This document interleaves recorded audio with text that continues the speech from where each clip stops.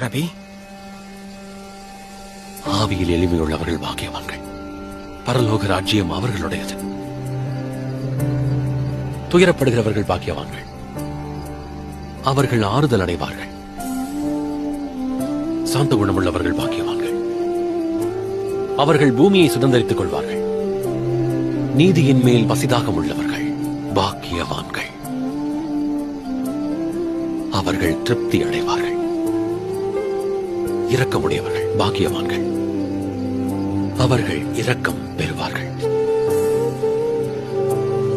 இருதயத்தில் சுத்தமுள்ளவர்கள் பாக்கியவான்கள், அவர்கள் தேவனை தரிசிப்பார்கள். சமாதானம் பண்ணுகிறவர்கள் பாக்கியவான்கள், அவர்கள் தேவனுடைய புத்திரர் எனப்படுவார்கள். நீதி நிமித்தம் துன்பப்படுகிறவர்கள் பாக்கியவான்கள்,